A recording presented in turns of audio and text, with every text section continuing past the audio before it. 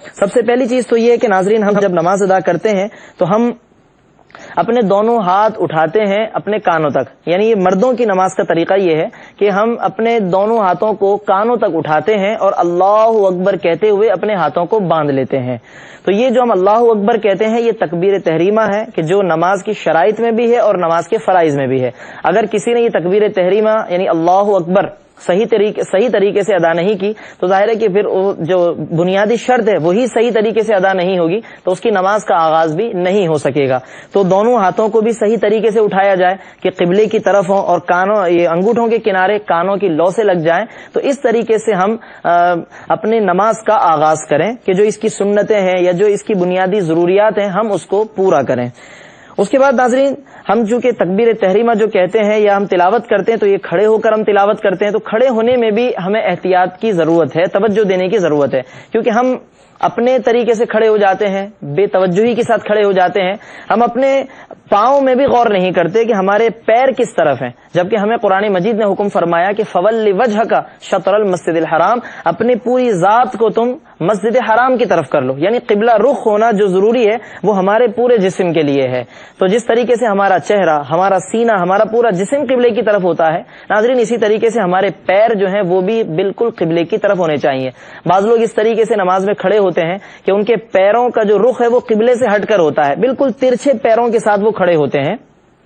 یہ طریقہ درست نہیں ہے، نماز کے آداب کے خلاف ہے. لہٰذا ہم نماز میں اس طریقے سے کھڑے ہوں کہ ہمارے دونوں پیر قبلے کی طرف ہوں، اور پھر جب ہم اپنے ہاتھ تکبیر تحریمہ کے لیے اٹھائیں تو وہ بھی قبلے کی طرف ہوں، اور صحیح تلفظ کے ساتھ اللہ اکبر، یہ صحیح تلفظ ہے، ہم یہ تلفظ کے ساتھ اللہ اکبر کہتے ہوئے اپنے ہاتھوں کو نیچے لائیں. اور مرد حضرات کے لیے طریقہ بیان کیا جا رہا ہے کہ وہ ناف کے نیچے اپنے دونوں ہاتھوں کو باندھ لیں. اور اس کا طریقہ یہ ہے کہ پہلے اپنے اس الٹے ہاتھ کو ناف کے نیچے رکھ لیں اور پھر سیدھے ہاتھ کو اس کے اوپر لا کر اپنے اس گٹے سے اس کو گرفت میں لے لیں، اس طریقے سے کہ 3 انگلیاں یہ کلائی کے اوپر رہیں گی اور جو چھوٹی انگلی اور انگوٹھا ہے اس سے اس کلائی کو گھیرا ڈال دیا جائے گا. اس طریقے سے ہم اپنے ہاتھ کو باندھ لیں تو یہ ہاتھ باندھنا کہلاتا ہے. اور یہ نماز کی تمام سنتیں ہیں. ان میں کچھ چیزیں جو فرائض میں سے ہیں وہ بھی اس کے اندر شامل ہیں، کچھ واجبات ہیں وہ بھی اس کے اندر شامل ہیں، اور کچھ چیزیں سنتوں میں سے ہیں. اس وقت آپ کے سامنے ہم نماز کا طریقہ بیان کر رہے ہیں تاکہ جب ہم نماز ادا کریں تو اس کی روشنی میں ہم اپنی نماز کو صحیح طریقے سے ادا کر سکیں. ناظرین، پھر اس کے بعد ہم ثنا پڑھتے ہیں. یعنی ثنا کے اندر بھی ہمیں اس بات کا اہتمام کرنے کی ضرورت ہے کہ ہمارے تلفظ ٹھیک ہوں، جو الفاظ ہم ادا کر رہے ہیں وہ درست طریقے سے ہم پڑھیں. کئی لوگ ایسے بھی ہوتے ہیں کہ جو ایک رٹی رٹائی ثنا کو یاد کر لیتے ہیں، سبحانک اللہم و بحمدک، اور پورے الفاظ پڑھتے ہیں مگر ان کو وہ صحیح تلفظ نہیں آتے ہیں، غلط سلط الفاظ، غلط سلط تلفظ کے ساتھ پڑھتے ہیں. ناظرین، ہمیں اس بارے میں بھی اصلاح کرنے کی ضرورت ہے. ہم اسکرین پر اس وقت ثنا کو ملاحظہ کر رہے ہیں، میں اس کے تلفظ کے ساتھ اس کو آپ کے سامنے پڑھ رہا ہوں تاکہ ہم اس کے ساتھ ساتھ ہم اپنے تلفظ کی اصلاح کریں. سبحانک اللہم و بحمدک وتبارک اسمک وتعالی جدک ولا الہ غیرک. ایک مرتبہ دوبارہ اس کو آپ سماعت فرما لیں اور اپنے تلفظ کی بھی اصلاح کرنے کی کوشش کریں. ہو سکے تو میرے ساتھ آپ حضرات بھی مل کر پڑھیں تاکہ ہماری اصلاح ہو سکے. سبحانک اللہم وبحمدک وتبارک اسمک وتعالی جدک ولا الہ غیرک. ناظرین، یہ ہے ثنا سبحانک اللہم، جو کہ نماز میں سنت ہے. چاہے ہم اپنی اکیلی نماز پڑھیں تب بھی اور امام کے پیچھے پڑھیں تب بھی یہ ثنا پڑھنا بہرحال سنت ہے. اس کے بعد ناظرین پھر ہم سورہ فاتحہ پڑھتے ہیں اور اس کے ساتھ کوئی ہم سورت ملاتے ہیں، اور سورہ فاتحہ اور سورت ملانے کے بعد پھر ہم اللہ اکبر کہتے ہوئے رکوع میں جاتے ہیں. بعض لوگ یہ کرتے ہیں کہ اللہ اکبر پورا کہہ دیتے ہیں کھڑے کھڑے اور پھر رکوع میں جاتے ہیں. بعض لوگ رکوع میں چلے جاتے ہیں اور پھر اللہ اکبر کہتے ہیں. صحیح طریقہ یہ ہے کہ ہم اللہ اکبر کہتے ہوئے رکوع میں جائیں. یعنی جب ہم رکوع کے اندر جا رہے ہوں تو اللہ اکبر کی ادائیگی بھی صحیح تلفظ کے ساتھ ہو رہی ہو، یہ نماز کا بہتر طریقہ ہے. اس کے بعد پھر رکوع میں جب ہم جاتے ہیں تو اس میں بھی بہت سارے آداب ہیں. سب سے پہلی بات یہ ہے کہ جو مردوں کی نماز کا طریقہ یہ ہے کہ وہ اپنے گھٹنوں کو صحیح سے پکڑ لیں اور اپنی ٹانگوں کو بالکل مضبوطی کے ساتھ اس طریقے سے کھڑا رکھیں کہ ان میں کوئی لچک اور نرمی نہ ہو، اور اپنے انگلیوں سے اپنے ہاتھوں سے گھٹنوں کو مضبوطی سے گرفت میں لے لیں، اور اپنے پیروں کا جو رخ ہے وہ بھی سیدھا رکھیں کہ جیسے نماز ہم نے شروع کی تھی قبلے کی طرف رخ کر کے، تو اسی طریقے سے اپنے پیروں کا رخ بھی بالکل سیدھا رکھیں، اور اپنی پشت جو ہم رکوع میں جب گئے ہیں تو پشت بھی ناظرین بالکل سیدھی ہونی چاہیے، اور اس طریقے سے سیدھی کہ جو سر ہے ہمارا وہ بھی پشت سے اونچا یا نیچا نہ ہو، یعنی سر اور پشت کی لیول بالکل برابر ہو، اس طریقے سے کہ اگر کوئی پیالہ رکھ دیا جائے پانی سے بھرا ہوا تو وہ گرنے نہ پائے، اس طریقے سے بالکل رکوع سیدھا ہونا چاہیے۔ بعض لوگوں کو ہم دیکھتے ہیں کہ وہ رکوع میں ہلکا سا جھکتے ہیں، پشت بھی سیدھی نہیں کرتے، اگر پیالہ رکھا جائے تو وہ بھی نیچے گر جائے گا، پانی بھی گر جائے گا، اس طریقے سے بعض لوگ رکوع کرتے ہیں، اور بعض لوگوں کو دیکھتے ہیں کہ وہ بالکل رکوع کے اندر اتنا جھک جاتے ہیں کہ وہ لیول نیچے کی طرف چلا جاتا ہے، تو یہ دونوں طریقے درست نہیں ہیں۔ صحیح طریقہ یہ ہے کہ ہم بالکل سیدھے طریقے سے رکوع کریں کہ ہماری پشت اور ہمارا سر یہ دونوں کے دونوں برابر ہوں، یہ مردوں کے لیے، اور عورتوں کے لیے یہ ہے کہ وہ تھوڑا سا جھکیں گی اس طریقے سے کہ بالکل ان کی پشت اور سر نیچے کی طرف نہ جائیں، برابر نہ ہو، کہ یہ عورتوں کے لیے مناسب نہیں ہے۔ عورتوں کے طریقے میں ہم اس کو الگ سے علیحدہ سے بیان کریں گے تفصیل کے ساتھ ناظرین۔ مردوں کے لیے طریقہ یہی ہے کہ وہ بالکل اپنی پشت اور سر کے لیول کو برابر کر دیں۔ اس کے بعد ناظرین پھر سمیع اللہ لمن حمیدہ، یہ جملہ آپ اسکرین پر دیکھ رہے ہوں گے، اس کو صحیح تلفظ کے ساتھ ہم ادا کریں۔ بہت سارے لوگ اس کا تلفظ بھی صحیح نہیں جانتے، غلط سلط طریقے سے ادا کرتے ہیں۔ صحیح تلفظ ہے سمیع اللہ لمن حمیدہ۔ ہم یہ جملہ صحیح طریقے سے ادا کرتے ہوئے کھڑے ہو جائیں، یعنی جب ہم رکوع سے اٹھ رہے ہوں تو یہ جملہ ہماری زبان سے ادا ہو رہا ہو، سمیع اللہ لمن حمیدہ۔ البتہ جب ہم امام کے پیچھے ہوں گے تو یہ جملہ امام کہے گا، اور ہم مقتدی جو ہیں وہ صرف ربنا لک الحمد کہیں گے، اور جب ہم اکیلے نماز پڑھیں گے تو ہم یہ دونوں جملے خود ہی کہیں گے، یعنی سمیع اللہ لمن حمیدہ کہہ کر جب ہم سیدھے کھڑے ہو جائیں تو اس کے بعد پھر ہم کہیں گے ربنا لک الحمد۔ یہ جملہ بھی ہمیں صحیح طریقے سے ادا کرنا چاہیے، ربنا لک الحمد۔ اس کے اندر بعض روایتوں میں اضافہ آیا ہے کہ ربنا لک الحمد حمدن کثیرن طیبن مبارکن فی، اگر موقع ہو تو امام کے پیچھے یہ جملہ بھی کہہ سکتے ہیں۔ بہت سارے لوگ اس جملے سے واقف ہوتے ہیں، وہ اس کو ادا بھی کرتے ہیں، کوئی حرج نہیں ہے بلکہ باعث ثواب ہے۔ نبی کریم صلی اللہ تعالی علیہ وسلم نے اپنے پیچھے کسی نمازی سے جب یہ جملہ سنا تو نماز کے بعد آپ صلی اللہ علیہ وسلم نے فرمایا کہ تم میں سے کس نے یہ جملہ ادا کیا، یعنی حمدن کثیرن طیبن مبارکن فی۔ تو ایک صحابی نے کہا کہ میں نے یہ جملہ کہا تھا، تو آپ صلی اللہ علیہ وسلم نے فرمایا کہ میں نے دوران نماز 30 سے زیادہ فرشتوں کو دیکھا کہ وہ اس نماز کی طرف لپک رہے تھے، یعنی وہ چاہتے تھے کہ اس نماز کو ہم اللہ کی بارگاہ میں لے جائیں۔ تو یہ نماز اللہ تبارک و تعالیٰ کی بارگاہ میں اتنی مقبول اور اتنی پسندیدہ ہوئی، اور یہاں یہ بھی پتہ چلا کہ نبی کریم صلی اللہ تعالیٰ علیہ وسلم دوران نماز اللہ تبارک و تعالیٰ کی تجلیات کو، اللہ تبارک و تعالیٰ کے انوار کو اور اس کے فرشتوں کو ملاحظہ فرمایا کرتے تھے۔ یہ نبی کریم صلی اللہ تعالیٰ علیہ وسلم کے نظر اور آپ کے علم کے کمال کی بھی دلیل ہے۔ تو اس سے معلوم ہوا کہ ربنا لک الحمد جو ہے وہ ہمیں اگر ہو سکے تو علی وجہ الکمال ادا کریں، یعنی ربنا لک الحمد حمدن کثیرن طیبن مبارکن فی، اور اگر کسی کو اس طریقے سے یاد نہ ہو تو یہ ربنا لک الحمد کہہ دینا بھی کافی ہے۔ بعض لوگ یوں کہتے ہیں ربنا ولک الحمد، یا بعض لوگ کہتے ہیں اللہم ربنا ولک الحمد، یہ تمام طریقے درست ہیں، ان میں کوئی حرج نہیں ہے، لیکن کوشش یہ کریں کہ جو بھی جملہ ہم ادا کریں تو وہ صحیح تلفظ کے ساتھ ناظرین ہم ادا کریں۔ ناظرین جو رکوع ہم نے کیا تھا اس کے اندر جو تسبیحات ہم پڑھتے ہیں وہ سبحان ربی العظیم، اس کا تلفظ بھی صحیح ہونا چاہیے، سبحان ربی العظیم۔ یہ سنت یہ کہ ہم کم سے کم 3 مرتبہ اور پھر زیادہ سے زیادہ جتنی مرتبہ بھی ہم ادا کریں یقیناً بہتر ہے۔ البتہ جب بھی ہم جہاں پر بھی اس تعداد کو ہم روکیں تو وہ طاق عدد میں ہونا بہتر ہے، یعنی 3 سے زیادہ میں پھر 5 ہے، 7 ہے یا 11 ہے، یا جتنی بھی تعداد میں ہو تو طاق میں ہونا بہتر ہے۔ ناظرین رکوع اور رکوع سے پھر کھڑے ہونے کے بعد ربنا لک الحمد کہنے کے بعد پھر ہم سجدے کی طرف جاتے ہیں، تو اس میں بھی بہتر یہ ہے کہ ہم اللہ اکبر کہتے ہوئے سجدے کی طرف جائیں، اور اس میں پھر بہتر طریقہ یہ ہے کہ جب ہم سجدے میں جائیں تو سب سے پہلے ہم اپنے گھٹنے زمین پہ رکھتے ہیں، پھر اپنے ہاتھوں کو زمین پہ رکھتے ہیں، اور اس کے بعد پھر اپنا چہرہ زمین پر رکھتے ہیں۔ یہ سنت طریقہ ہے۔ اس طریقے سے پھر ہم سجدے کے اندر جائیں اللہ اکبر کہتے ہوئے، اور کوشش کریں کہ اللہ اکبر کا جملہ تھوڑا سا دراز کریں اور اس کو سجدے کے اندر جا کر مکمل کریں، اور پھر سجدے میں جانے کے بعد اب اس کا طریقہ یہ ہے کہ جب ہم نے چہرہ اپنا سجدے میں رکھ دیا ہے تو ہماری پیشانی بھی اچھے طریقے سے زمین پر جمی ہوئی ہونی چاہیے، ناک بھی اچھے طریقے سے زمین پر جمع ہوا ہونا چاہیے، اور جو ہمارے دونوں ہاتھ ہیں ناظرین اس کا رخ بھی قبلے کی طرف ہونا چاہیے۔ اور جو ہماری کلائیاں اور کوہنیاں ہیں وہ قدر زمین سے اٹھی ہوئی ہوں. یہ مردوں کے لیے نماز کا طریقہ ہے. اور جو پچھلا حصہ ہے وہ بلند ہونا چاہیے, اور جو دونوں پیر ہمارے سجدے میں ہیں ان کی انگلیاں بھی اچھے طریقے سے ہمیں موڑنے کی ضرورت ہے تاکہ ان انگلیوں کا رخ بھی قبلے کی طرف ہو جائے. یہ مکمل سجدہ ہے. اور سجدے کے اندر پھر ہم تسبیح پڑھیں سبحان ربی الاعلی صحیح تلفظ کے ساتھ, تاکہ وہ تسبیح بھی ہماری اللہ کی بارگاہ میں مقبول ہو سکے. کم سے کم 3 مرتبہ, اور زیادہ سے زیادہ جتنی بھی پڑھیں تو بہتر یہ کہ طاق عدد میں اس کو مکمل کریں. تو اس طریقے سے یہ ہم ایک سجدہ مکمل کریں, پھر ہم اللہ اکبر کہہ کر بیٹھ جائیں. بالکل اسی طریقے سے جیسے ہم التحیات میں بیٹھتے ہیں کہ ہم سجدے سے اٹھ کے جب بیٹھیں تو اپنا سیدھا پیر کھڑا کر دیں اور الٹا پیر بچھا کر ہم اس کے اوپر بیٹھ جائیں, اور دونوں ہاتھوں کو اس طریقے سے ہم رکھیں کہ ہمارے دونوں ہاتھ گھٹنے سے کچھ پیچھے ہوں. بعض لوگ اس طریقے سے بیٹھتے ہیں کہ گھٹنوں کو پکڑ لیتے ہیں. یہ طریقہ ناظرین درست نہیں ہے, نماز کے آداب کے خلاف ہے. تو ہاتھوں کو اس طریقے سے رکھیں سجدے سے جب بیٹھیں یا تحیات میں بیٹھیں کہ وہ گھٹنے سے کچھ پیچھے ہوں اور انگلیاں بالکل سیدھی ہوں قبلے کی طرف, تاکہ حتی الامکان ہم اپنے آپ کو قبلے کی طرف کریں. جہاں جہاں ہمارے لیے پاسبل ہو ہم اپنے آپ کو, اپنی انگلیوں کو, اپنے وجود کو قبلے کی طرف کر سکیں. یہ زیادہ بہتر ہے. ہم اچھے طریقے سے بیٹھیں اور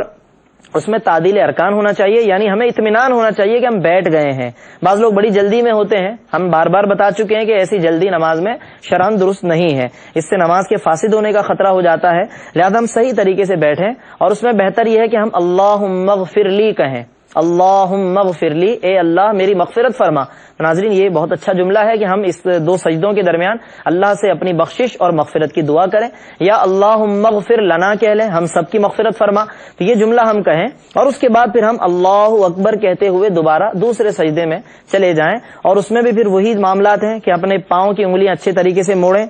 اور اپنی پیشانی اور ناک کو اچھے طریقے سے زمین پر جمانے کی کوشش کریں, اور اپنے دونوں ہاتھوں کا رخ, انگلیوں کا رخ بھی ہم قبلے کی طرف کریں, اور سجدے کے اندر پھر ہم سبحان ربی الاعلی کی تسبیح پڑھیں. تو یہ سجدے کا مکمل طریقہ ہے. ناظرین پھر اس کے بعد جب ہم دوسری رکعت مکمل کر لیتے ہیں تو دوسری رکعت کے بعد پھر ہم بیٹھتے ہیں. التحیات کے لیے تو ہم بیٹھنے کا بھی طریقہ ہم بتا چکے ہیں کہ ہم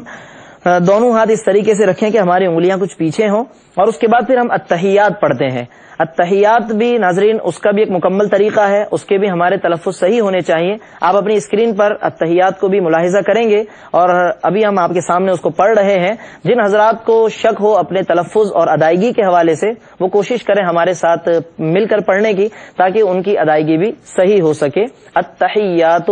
للہ والصلوات والطیبات السلام علیکہ ایہا النبی ورحمۃ اللہ وبرکاتہ, السلام علینا وعلی عباد اللہ الصالحین, اشہد ان لا الہ الا اللہ واشہد ان محمدا عبدہ ورسولہ. ناظرین یہ التحیات پڑھنے کا طریقہ ہے. پھر اس کے اندر مختلف اور بھی باتیں ہیں کہ جیسے التحیات میں جو ہم اشہد ان لا الہ پہ انگلی اٹھاتے ہیں اس کا طریقہ کیا ہے, وہ کس طریقے سے اٹھائیں گے, پھر اس انگلی کو رکھنے کے بعد انگلیوں کو کس طریقے سے سیدھا کرنا چاہیے, اس کا کیا طریقہ ہے, اور سلام پھیرنے کا کیا طریقہ ہے, اور اس کے ساتھ ساتھ پھر عورتوں کی نماز کا کیا طریقہ ہے. ناظرین اس کو ہم اگلے ایپیسوڈ کے اندر شامل کریں گے. بہرحال آج جتنا ہم نے طریقہ بیان کیا ہے ناظرین کوشش کریں کہ یہ ہمارے ذہن میں رہے اور اس طریقے سے ہم اپنی نماز کو ادا کریں. اللہ تبارک و تعالی ہم سب کو عمل کرنے کی توفیق عطا فرمائے. آمین. وآخر دعوانا ان الحمدللہ رب العالمین. پھر آخر میں ہم نے آپ کے سامنے یہ بیان کیا کہ جب ہم نماز کو مکمل کرتے ہیں, چاہے وہ 2 رکعت والی نماز ہو یا 3 رکعت یا 4 رکعت, اس میں آخر میں جب ہم بیٹھتے ہیں یا 4 رکعت والی نماز میں جب 2 رکعت پر ہم بیٹھتے ہیں تو بیٹھنے کا طریقہ کیا ہے, اور اس بیٹھنے میں پھر کیا پڑھتے ہیں, وہ کیا کلمات ہیں, اور کس طریقے سے ان کو پڑھا جاتا ہے. اسی پر ہماری گفتگو جاری تھی. کچھ مزید باتیں باقی ہیں وہ انشاءاللہ آج کے پروگرام میں ہم شامل کر رہے ہیں کہ جب ہم التحیات کے لیے بیٹھتے ہیں چاہے وہ دوسری رکعت میں یا چوتھی رکعت میں, تو وہ بیٹھنے کا طریقہ کیا ہے اس کو آپ نے گزشتہ پروگرام میں بھی ملاحظہ کیا, آج بھی آپ ملاحظہ کریں گے, اور مزید کچھ ضروری باتیں ہم آپ کے سامنے بیان کر رہے ہیں. سب سے پہلی بات تو یہ کہ جب ہم دوسری رکعت میں یا چوتھی رکعت میں التحیات کے لیے بیٹھتے ہیں تو ہمیں التحیات کے صحیح الفاظ اور کلمات یاد ہونے چاہیے. اسکرین پر آپ نے پہلے بھی ملاحظہ کیا اور آج بھی ملاحظہ کریں گے کہ التحیات کے جو کلمات ہیں وہ کلمات کیا ہیں اور ان کو ہمیں کس طریقے سے پڑھنا چاہیے. اور یہ کلمات ظاہر ہے کہ ہمیں احادیث مبارکہ میں اللہ کے رسول صلی اللہ تعالی علیہ وسلم نے تعلیم فرمائے ہیں، اور ہمیں اسی طریقے سے ان کلمات کو پڑھنا، ان کو ادا کرنا واجب ہے۔ اور وہ کلمات یہ ہیں کہ التحیات للہ والصلوات والطیبات، السلام علیک ایھا النبی ورحمۃ اللہ وبرکاتہ، السلام علینا وعلی عباد اللہ الصالحین، اشہد ان لا الہ الا اللہ واشہد ان محمدا عبدہ ورسولہ۔ ناظرین، یہ کلمات ہیں التحیات کے، اور ان کلمات کو پڑھنے سے پہلے ظاہر ہے کہ ہم اچھے طریقے سے بیٹھتے ہیں، اور اس بیٹھنے کو قعدہ کہا جاتا ہے۔ ایک بیٹھنا وہ ہوتا ہے جو 4 رکعت والی نماز میں 2 رکعت پر بیٹھا جاتا ہے، یا 3 رکعت والی نماز میں دوسری رکعت پر، اس کو قعدہ اولا کہتے ہیں، اور جو بالکل آخر میں بیٹھا جاتا ہے اس کو قعدہ اخیرہ کہتے ہیں۔ بیٹھنے کا طریقہ ہم پہلے بھی بتا چکے ہیں، دوبارہ ملاحظہ فرما لیں کہ مردوں کے لیے بیٹھنے کا طریقہ یہ ہے کہ جب وہ التحیات میں بیٹھیں تو اپنے سیدھے پیر کو انگلیاں موڑ کر کھڑا کر دیں، اور الٹے پاؤں کو یعنی پیر کو بچھا کر اس کے اوپر بیٹھ جائیں، اور دونوں ہاتھوں کو اپنے زانوں پر اس طریقے سے رکھیں کہ انگلیاں بالکل قبلے کی طرف سیدھی ہوں، اور دونوں ہاتھ گھٹنے سے کچھ پیچھے ہوں۔ بعض لوگ گھٹنوں کو پکڑ لیتے ہیں بیٹھے بیٹھے، یا انگلیاں آڑی ترچھی رکھتے ہیں، تو یہ دونوں طریقے درست نہیں ہیں۔ صحیح طریقہ یہ ہے کہ ہم دونوں ہاتھوں کو بالکل سیدھا رکھیں، انگلیاں بھی بالکل سیدھی ہوں، اور بڑے شائستگی کے ساتھ ہم نماز میں بیٹھیں۔ ہمارے شکل و صورت سے، ہمارے طور طریقے سے کوئی کسی قسم کی غفلت، لاپرواہی کا اظہار نہ ہو رہا ہو۔ پھر اس کے بعد جب ہم یہ تحیات کے کلمات پڑھتے ہیں تو ان میں خاص بات یہ ہے کہ جب ہم آخری کلمات میں پہنچتے ہیں، یعنی اشہد ان لا الہ الا اللہ واشہد ان محمد عبدہ ورسولہ، تو اس میں جو اشہد ان لا الہ الا اللہ کے الفاظ ہیں، اس میں جو سنت طریقہ بتایا گیا وہ یہ کہ ہم اپنی انگلیوں کو موڑ کر شہادت کی انگلی کو اٹھاتے ہیں، یعنی سیدھے ہاتھ کی انگلیوں کو موڑ کر پھر انگوٹھے کے ذریعے سے حلقہ بنا کر پھر شہادت کی انگلی کو بلند کرتے ہیں۔ اور یہ اس کا طریقہ یہ ہے کہ جب ہم اشہد ان لا الہ میں لا کہتے ہیں تو اس انگلی کو اٹھاتے ہیں، اور پھر الا اللہ جب کہتے ہیں تو اس انگلی کو گرا کر پھر انگلیوں کو سیدھا کر دیتے ہیں۔ بعض لوگ اپنی انگلیوں کو آخر میں بھی اسی طریقے سے مڑا ہوا رکھتے ہیں۔ تو یاد رکھیے کہ صحیح طریقہ یہ ہے کہ جب ہم اشہد ان لا الہ الا اللہ پہ انگلی اٹھا کر اس کو نیچے جب گرا دیں تو اس کے بعد پھر انگلیاں بالکل سیدھی کر لیں، کیونکہ حتی الامکان ہمارے اعضاء اور ہماری انگلیاں قبلے کی طرف ہوں، یہ زیادہ بہتر ہے، کیونکہ قرآن مجید میں فرمایا کہ فَوَلِّ وَجْهَكَ شطر المسجد الحرام، اپنے وجود کو، اپنی ذات کو قبلے کی طرف کرو۔ تو جس قدر ہم سے ہو سکے ہم اپنے آپ کو، اپنے اعضاء کو، اپنی انگلیوں کو قبلے کی طرف کریں۔ حی علی الصلاة، حی علی الصلاة۔ ضرورت کے تحت ہم نے اپنی انگلیوں کو موڑا، حلقہ بنایا، اب اس کے بعد وہ ضرورت ختم ہو گئی تو اب اس کے بعد انگلیوں کو ہم دوبارہ اپنی حالت پہ لوٹا دیں، تاکہ وہ جتنی دیر بھی قبلے کی طرف رہیں گی یہ یقیناً زیادہ بہتر اور مستحسن عمل ہوگا۔ تو یہ طریقہ ہے انگلی کو اٹھانے کا، اور اس میں پھر جو احادیث وارد ہوئی ہے وہ یہ کہ اس انگلی کو ہلایا نہ جائے۔ نبی کریم صلی اللہ تعالی علیہ وسلم کا جو معمول ہے سنن ابو داؤد کے اندر، تو راوی بیان کرتے ہیں کہ کان النبی صلی اللہ علیہ وسلم یشیر باصبعہ، نبی کریم صلی اللہ علیہ وسلم اپنی انگلی کو کے ذریعے سے اشارہ فرماتے تھے، اور فرمایا کہ ولا یحرکها، لیکن اس کو حرکت نہیں دیتے تھے، یعنی کہ پھر بار بار اس کو حرکت نہ دیں، ایک دفعہ اٹھانے کے بعد پھر اس کو جب الا اللہ کہیں تو اس کے بعد پھر انگلیوں کو سیدھا کر دیں، اور پھر اسی طریقے سے التحیات کو یا جس رکعت میں درود شریف وغیرہ پڑھنا ہوتا ہے پھر اس کو آخر تک مکمل کریں۔ ناظرین، التحیات کے اندر ایک اہم بات یہ بھی ہے کہ جب ہم اس التحیات میں السلام علیک ایھا النبی پڑھتے ہیں، یا اس سے پہلے جب ہم التحیات للہ والصلوات والطیبات پڑھتے ہیں، یاد رکھیے کہ التحیات للہ والصلوات والطیبات یہ اللہ تبارک و تعالیٰ کی تعظیم کے کلمات ہیں۔ ان کلمات میں ہم اللہ تعالیٰ کی حمد و ثنا کرتے ہیں، اور السلام علیک ایھا النبی ورحمۃ اللہ وبرکاتہ میں ہم نبی کریم صلی اللہ تعالیٰ علیہ وسلم پر سلام بھیجتے ہیں۔ یہاں پر یہ بات یاد رکھنی چاہیے کہ یہ اللہ تبارک و تعالیٰ کی بارگاہ میں تعریف کے کلمات پیش کرنا، التحیات للہ والصلوات کہہ کر، اور السلام علیک ایھا النبی کہہ کر نبی کریم صلی اللہ علیہ وسلم پر سلام پڑھنا، یہ کوئی حکایت نہیں ہے، یعنی ہم کسی واقعے کی حکایت کی نیت سے اس کو نہ پڑھیں کہ معراج میں ایسا ہوا تھا یا کوئی پیچھے حکایتاً ایسا ہوا تھا، بلکہ اس کو اس وقت سلام پڑھنے کی نیت سے ہی ہمیں السلام علیک ایھا النبی پڑھنا چاہیے۔ اسی طریقے سے اسی وقت اللہ کی تعریف اور حمد کرنے کی نیت سے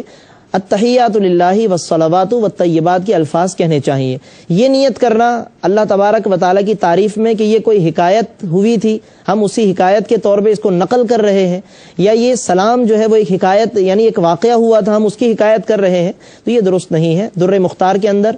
فقہا نے اور فتاوی عالمگیری کے اندر اور دیگر کتب فقہ کے اندر علماء نے اس کو واضح طور پر بیان کیا ہے کہ آدمی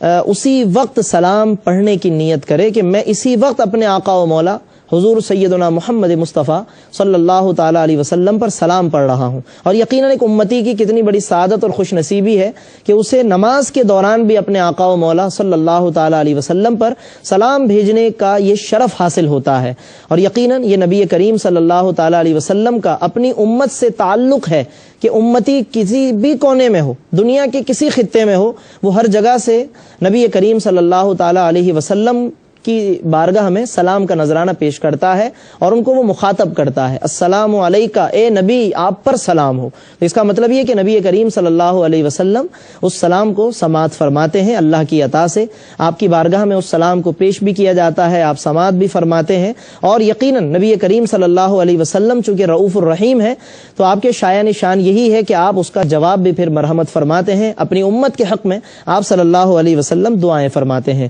تو یہ بات بہت بنیادی ہے کہ جب ہم یہ سلام پڑھیں یا اللہ تبارک و تعالیٰ کی حمد و ثنا کریں تو اس میں کسی واقعے کی حکایت کی نیت نہ کریں، بلکہ اسی وقت حمد کرنے اور اسی وقت نبی کریم صلی اللہ علیہ وسلم کی بارگاہ میں سلام پڑھنے کی ہم نیت کریں. یہی طریقہ ہے جس کو علماء نے اپنی کتابوں کے اندر بیان فرمایا ہے. اس کے بعد پھر ناظرین جب ہم التحیات کو مکمل کرتے ہیں تو جن رکعتوں میں پھر ہمیں آگے درود شریف پڑھنا ہوتا ہے تو ان میں ہم درود شریف پڑھتے ہیں، اور درود شریف مکمل کرنے کے بعد پھر ہم دعائے ابراہیمی یعنی رب جعلنی مقیم الصلاۃ یا کوئی اور دعا ہم شامل کرتے ہیں. ناظرین درود شریف پڑھنا یہ نماز کے لیے سنت ہے، اور اسی طریقے سے آخر میں کوئی دعا پڑھنا یہ بھی نماز کی سنتوں میں سے ہے. جبکہ التحیات جو ہم پڑھتے ہیں یہ واجبات میں سے ہے. اس کا مطلب یہ ہے کہ اگر التحیات کسی کی رہ گئی یا اس میں کوئی کمی بیشی ہو گئی تو یہ واجب کو ترک کرنا لازم آئے گا اور اس میں پھر سجدہ سہو لازم آئے گا. اور اگر کسی نے درود شریف چھوڑ دیا یعنی جن رکعتوں میں اسے التحیات کے ساتھ ساتھ درود شریف ملانا تھا وہ درود شریف اگر اس نے ترک کر دیا یا دعا پڑھنی تھی وہ چھوڑ دی تو ظاہر ہے کہ یہ سنت کا ترک ہے. اگرچہ یہ درست نہیں ہے کہ سنت کو چھوڑا جائے، لیکن یہ اس سے کوئی سجدہ سہو لازم نہیں آئے گا. کوشش یہی کرنی چاہیے کہ آدمی کو جن رکعتوں میں درود شریف پڑھنے کی تلقین فرمائی گئی ہے، دعا پڑھنے کی تلقین فرمائی گئی ہے، تو وہ بڑے اہتمام کے ساتھ ان رکعتوں میں التحیات مکمل کر کے پھر درود شریف بھی پڑھے اور پھر آخر میں دعا بھی شامل کرے. ناظرین یہ درود شریف درود ابراہیمی کہلاتا ہے، اور احادیث مبارکہ میں اس کا واضح طور پر ارشاد موجود ہے کہ جب صحابہ کرام رضوان اللہ تعالی علیہ مجمعین نے نبی کریم صلی اللہ تعالی علیہ وسلم سے پوچھا کہ یا رسول اللہ صلی اللہ تعالی علیہ وسلم، ہم نے یہ جان لیا کہ آپ پر ہم سلام کس طریقے سے پڑھیں، کیونکہ التحیات میں السلام علیکہ ایھا النبی جو ہم پڑھتے ہیں ظاہر ہے کہ وہ سلام کا طریقہ اس سے واضح ہو جاتا ہے. تو صحابہ نے عرض کیا کہ حضور ہم صلاۃ کس طریقے سے پڑھیں، یعنی کہ چونکہ دو حکم ہے قرآن مجید فرقان حمید میں، یا ایھا الذین آمنوا صلوا علیہ وسلموا، صلاۃ و سلام. تو سلام تو السلام علیکہ ایھا النبی کے اندر موجود ہے. پھر عرض کیا کہ صلاۃ ہم کس طریقے سے پڑھیں، تو اس کے جواب میں پھر نبی کریم صلی اللہ تعالی علیہ وسلم نے درود ابراہیمی کا حکم فرمایا. اس سے یہ معلوم ہوا کہ جو درود ابراہیمی ہے یہ خاص نماز کے حوالے سے صحابہ کرام رضوان اللہ تعالی علیہ مجمعین نے پوچھا تھا، اور نبی کریم صلی اللہ تعالی علیہ وسلم نے خاص نماز کے تناظر میں درود ابراہیمی کو بیان فرمایا. لہٰذا درود ابراہیمی کو نماز میں ہی عام طور پر پڑھا جاتا ہے، اگرچہ علیحدہ بھی پڑھنا منع نہیں ہے، لیکن کوشش کرنی چاہیے کہ جب علیحدہ سے ہم کوئی درود شریف پڑھیں تو ایسا درود شریف پڑھیں کہ جس میں صلاۃ اور سلام دونوں موجود ہوں. کیونکہ جب ہم نماز کے باہر درود شریف پڑھیں گے اور اگر اس میں درود ابراہیمی پڑھیں گے تو صرف اس میں صلاۃ ہے، اس میں سلام نہیں ہے. تو اس لیے علماء فرماتے ہیں کہ جب نماز کے علاوہ ہم کوئی درود شریف پڑھیں تو ایسا درود شریف پڑھیں کہ جس کے اندر صلاۃ اور سلام کے دونوں کے الفاظ موجود ہوں، تاکہ صلو علیہ وسلموا دونوں پر عمل ہو جائے. تاہم اگر کسی نے درود ابراہیمی پڑھ لیا نماز کے علاوہ تو بھی اس میں کوئی ایسا ممنوع کام نہیں ہے خدا نخواستہ کہ جس کو ناجائز کہا جائے، لیکن بہتر نہیں ہے. نماز کے اندر درود ابراہیمی اس لیے کافی ہو جائے گا کہ پہلے آدمی السلام علیکہ ایھا النبی کہہ کر سلام پیش کر دیتا ہے، لہذا اس کے بعد وہ درود ابراہیمی میں صرف صلاۃ پیش کرے تو اس میں کوئی حرج نہیں ہے کہ اس میں صلو علیہ وسلموا جو دو حکم دیے گئے ہیں ان دونوں پر آدمی عمل کر لیتا ہے. درود ابراہیمی میں آپ کے سامنے بیان کر دیتا ہوں، اسکرین پر بھی آپ اس کے کلمات کو ملاحظہ کریں گے، اور پھر اس کی روشنی میں ہم اپنی غلطی کی بھی اصلاح کر لیں۔ اگر کسی کے پڑھنے میں کوئی غلطی ہو تو جتنے بھی ہمارے دیکھنے والے ہیں، ناظرین ہیں، وہ اپنی اصلاح کر لیں۔ درود ابراہیمی کے الفاظ یہ ہیں: اللہم صلی علی محمد وعلی آل محمد کما صلیت علی ابراہیم وعلی آل ابراہیم انک حمید مجید، اللہم بارک علی محمد وعلی آل محمد کما بارکت علی ابراہیم وعلی آل ابراہیم انک حمید مجید۔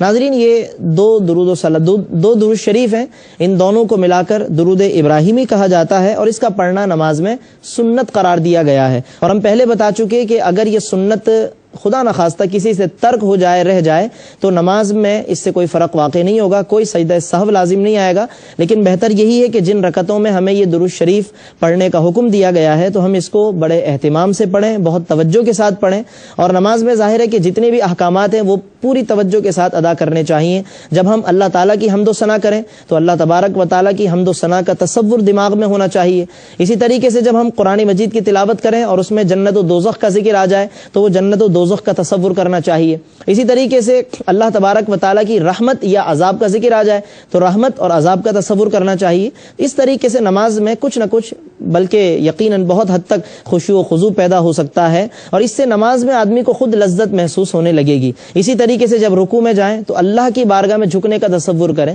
سجدے کے اندر جائیں تو اللہ تبارک و تعالیٰ کی بارگاہ میں اپنی پیشانی کو زمین پر رکھنے کا تصور قائم کریں۔ تو اس طریقے سے ہم نماز میں زیادہ سے زیادہ خشوع و خضوع پیدا کریں۔ پھر اتحیات جب پڑھیں تو اس میں اللہ تبارک و تعالیٰ کی حمد و ثنا کا تصور کریں۔ جب نبی کریم صلی اللہ علیہ وسلم پر درود و سلام پیش کریں تو آقائے نامدار صلی اللہ تعالیٰ علیہ وسلم کا تصور کریں کہ ہم ان کی بارگاہ میں اللہ تبارک و تعالیٰ کے حکم سے نماز کے دوران ہم ان کی بارگاہ میں صلاۃ و سلام کا نذرانہ پیش کر رہے ہیں۔ السلام علینا وعلی عباد اللہ الصالحین پڑھیں تو اللہ تبارک و تعالیٰ کے نیک بندوں کی بارگاہ میں سلام بھیجنے کا تصور کریں۔ اسی طریقے سے پھر جب درود ابراہیمی پڑھیں تو درود ابراہیمی میں حضرت ابراہیم علیہ السلام کا ذکر بھی ہے، حضور نبی کریم صلی اللہ علیہ وسلم کا ذکر بھی ہے، اور پھر ظاہر ہے یہ ساری چیزیں اللہ تبارک و تعالیٰ کے حکم کا حصہ ہے۔ تو اللہ تبارک و تعالیٰ کے حکم کا تصور کریں، اس کے نیک بندوں کا تصور کریں، تو یقیناً ان نیک بندوں کے تصور سے نماز میں ایک خشوع و خضوع، ایک کیف پیدا ہوتا ہے، اور آدمی کی نماز قدر بہتر ہو جاتی ہے بنسبت اس شخص کے کہ جس کی نماز میں کوئی توجہ نہ ہو، جو بے توجہی کے ساتھ اپنی نماز کو مکمل کر لیا کرتا ہے۔ تو ناظرین، یہ جو ساری چیزیں ہمیں نماز میں عطا کی گئی ہیں، یہ اس لیے عطا کی گئی کہ اگر ہم ان کو توجہ کے ساتھ ادا کریں تو یقیناً ہماری نماز اقامت الصلاۃ کے درجے میں جا سکتی ہے۔ اقامت الصلاۃ کے بارے میں ہم پہلے بتا چکے ہیں کہ قرآن مجید فرقان حمید میں ہمیں اللہ تبارک و تعالیٰ نے نماز پڑھنے کے بجائے نماز کو قائم کرنے کا حکم فرمایا ہے، اور نماز کو قائم کرنے کا مطلب یہ ہوتا ہے کہ اس کو اس کے آداب کے ساتھ، اس کے واجبات اور فرائض کے ساتھ مکمل طریقے سے ادا کیا جائے، مکمل توجہ کے ساتھ ادا کیا جائے، اور کسی قسم کی غفلت اور بے پرواہی اس کے اندر نہ پائی جائے۔ ناظرین، پھر جب ہم درود شریف مکمل کر لیتے ہیں تو اس کے بعد پھر کوئی نہ کوئی دعا ہم پڑھتے ہیں، اور یہ بھی نبی کریم صلی اللہ تعالیٰ علیہ وسلم کی سنتوں میں سے ہے، اور اس سلسلے میں احادیث میں مختلف دعائیں وارد ہوئی ہیں۔ اللہ کے رسول صلی اللہ تعالیٰ علیہ وسلم نے مختلف دعائیں پڑھی ہیں۔ سب سے زیادہ مشہور و معروف جو دعا عام طور پر پڑھی جاتی ہے وہ رب اجعلنی مقیم الصلاۃ کی دعا ہے۔ اس کے بھی کلمات میں آپ کے سامنے دہرا دیتا ہوں: رب اجعلنی مقیم الصلاۃ ومن ذریتی ربنا وتقبل دعا ربنا اغفر لی ولوالدی وللمؤمنین یوم یقوم الحساب۔ اگر یہ دعا یاد نہ ہو تو کوئی اور دعا بھی پڑھ سکتے ہیں، بلکہ اس کے یاد ہونے کے ساتھ ساتھ کوئی اور دعا بھی پڑھنا جائز ہے۔ ربنا آتنا فی الدنیا حسنہ وفی الآخرۃ حسنہ وقنا عذاب النار، یہ دعا بھی پڑھ سکتے ہیں۔ اسی طریقے سے ایک مشہور و معروف دعا ہے: رب انی ظلمت نفسی ظلما کثیرا ولا یغفر الذنوب الا انت فاغفر لی مغفرۃ من عندک وارحمنی انک انت الغفور الرحیم۔ اور پھر نبی کریم صلی اللہ علیہ وسلم کی دعاؤں میں یہ کلمات بھی منقول ہیں کہ آپ صلی اللہ علیہ وسلم آخر میں یہ دعا بھی فرماتے تھے کہ اللہم انی اعوذ بک من المأثم والمغرم ومن فتنۃ المحیا والممات۔ اے اللہ، میں تجھ سے پناہ طلب کرتا ہوں گناہ سے، یعنی گناہ کا ارتکاب کرنے سے، والمغرم اور قرض میں مبتلا ہونے سے۔ تو اس طریقے کے کلمات نبی کریم صلی اللہ تعالیٰ علیہ وسلم سے منقول ہیں۔ عام طور پر یہ بھی ہوتا ہے کہ جب ہم جماعت کے ساتھ نماز پڑھتے ہیں تو ہم امام کے سلام پھیرنے سے کچھ پہلے اپنی التحیات، درود شریف اور کچھ دعا پڑھ کر ہم فارغ ہو جاتے ہیں. تو بعض لوگ اس میں فارغ بیٹھ کر خاموشی سے کچھ نہ کچھ سوچتے رہتے ہیں. تو میں سمجھتا ہوں کہ اس میں بہتر یہ ہے کہ پہلا طریقہ تو یہی ہے کہ ہم قدرے ٹھہر کر یہ چیزیں پڑھیں جو التحیات ہے، درود شریف ہے. اس میں جلد بازی نہیں ہونی چاہیے کہ جلد بازی کی وجہ سے الفاظ و کلمات میں غلطی ہو جاتی ہے. پھر الفاظ و کلمات میں غلطی کی وجہ سے بعض اوقات کچھ الفاظ رہ جاتے ہیں. تو ٹھہر کر اچھے طریقے سے ان الفاظ و کلمات کو پڑھیں. اس کے بعد بھی اگر کچھ فراغت اگر ہمیں میسر ہو، یعنی امام نے ابھی سلام نہ پھیرا ہو، تو ہم یہ دعائیں بھی شامل کر سکتے ہیں. مثلا اگر ہم رب جعلنی کی دعا سے فارغ ہو چکے ہیں تو پھر ہم ربنا آتنا فی الدنیا حسنہ وفی الآخرۃ حسنۃ وقنا عذاب النار یہ دعا پڑھ سکتے ہیں. کوئی اور ایسی دعا کہ جو قرآن و سنت کے اندر منقول ہوئی ہو وہ دعا پڑھ سکتے ہیں. تو دعائے ماثورہ یا دعائے منقولہ جو منقول ہوئی ہیں، معصور ہوئی ہیں، یعنی جو کتابوں کے اندر مذکور ہیں، قرآن و سنت سے ثابت ہیں، ان دعاؤں کو پڑھنا یہ سنت قرار دیا گیا ہے. تو اس طریقے سے ہم اپنی نماز کو مکمل کریں. اس کے بعد پھر سیدھی جانب اور الٹی جانب ہم سلام پھیرتے ہیں. اس کا طریقہ یہ ہے کہ جب ہم سلام پھیریں السلام علیکم ورحمۃ اللہ کہہ کر سیدھی جانب تو اپنے سیدھے کندھے کو دیکھیں، اس کی طرف نگاہ رکھیں، اور الٹی جانب جب سلام پھیریں تو الٹے کندھے کی طرف نگاہ رکھیں. اور اس میں یہ ایک نیت جو علماء نے بتائی کہ جب ہم سیدھی جانب سلام پھیریں تو جو سیدھی طرف کے لوگ ہیں یا فرشتے ہیں ہم ان کی نیت کریں کہ ان پر سلام ہم بھیج رہے ہیں، اور الٹی طرف جب سلام پھیریں تو جو الٹی جانب ہمارے لوگ ہیں یا فرشتے ہیں ان پر ہم سلام بھیجنے کی نیت کریں. تو یقیناً یہ ایک اچھی نیت کے ساتھ جو ہم نے نماز شروع کی تھی تو اسی اچھی نیت کے تسلسل کے ساتھ یہ ہماری نماز مکمل ہوگی. اور اس طریقے سے یقیناً اللہ تبارک و تعالیٰ کی بارگاہ سے پھر ہمیں نماز پر کامل اجر و ثواب بھی حاصل ہو سکے گا.